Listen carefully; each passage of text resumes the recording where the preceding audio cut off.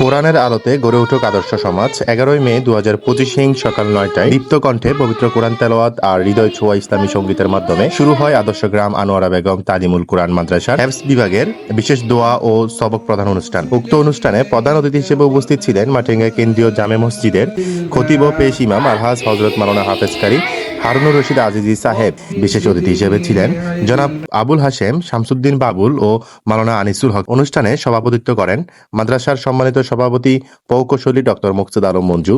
তাছাড়া সঞ্চালনায় ছিলেন সিনিয়র শিক্ষক জনাব আব্দুল কাদের। উক্ত অনুষ্ঠানে বক্তারা তাদের বক্তব্যে বলেন, যেখানে কোরআন শিক্ষা হয় সেখানেই বরকত নেমে আসে। দিনী প্রতিষ্ঠানগুলো যেন কিয়ামত পর্যন্ত টিকে থাকে, এটাই আমাদের দোয়া। এইসব প্রতিষ্ঠানের সহযোগিতা করা মানে নিজেদের আখিরাতকে রাঙানো। আমি যদি আমার ছেলেকে আদর করেই যাব আর তার পড়ার প্রতি যদি কোনো অবস্থাতে আমরা যদি খেয়াল না করি, তাহলে আমাদের সময় ফুরিয়ে যাবে। হাজার লক্ষ লক্ষ হাফেজ তৈরি করে সারা বাংলাদেশে যেন এই হাফেজদের এই মাদ্রাসার নামকে অক্ষুণ্ণ রাখতে পারে। চলে যায় মাদ্রাসার কর্তৃপক্ষের হাতে দায়িত্ব চলে যায়। এই জন্য গার্ডিয়ানরা হাল ছেড়ে দেন উস্তাদদের হাতে ন্যস্ত করে দেয়। আল্লাহর রাস্তায় দিয়ে দিয়েছি এই চিন্তা করে। অতএব উচিত হলো এখানে আমাদের উচিত হলো আমরা যেন মাঝে মাঝে উস্তাদদের কাছে জিগাই, উস্তাদদের কাছে খোঁজ খবর নেই যে আমার বাচ্চার কী অবস্থা, পড়ালেখা কত দূর চলছে, কেমন চলছে, পড়ালেখায় কোনো সমস্যা আছে কিনা, কিছু প্রয়োজন আছে কিনা। এই বিষয়গুলো আমাদের খুব জরুরি।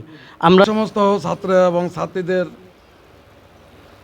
তাদের পিতামাতাকে এমন একটা মুকুট পরানো হবে, কাল কিয়ামতের মাঠে তাদেরকে আল্লাহ পাক চিহ্নিত করবেন। ওই সমস্ত ব্যক্তিরা দুনিয়া থাকাকালীন তাদের ছেলেদেরকে কোরআন শরীফ হেফজ করাইয়েছেন।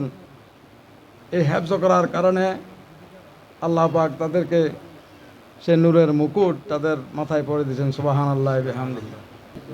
এবছর আমরা ইনশাল্লাহ এখন 22-23 জন হয়ে গেছে আমাদের, মানে হেফজর একটা যে বিভাগ, এটা মোটামুটি পরিপূর্ণ। ইনশাল্লাহ আমরা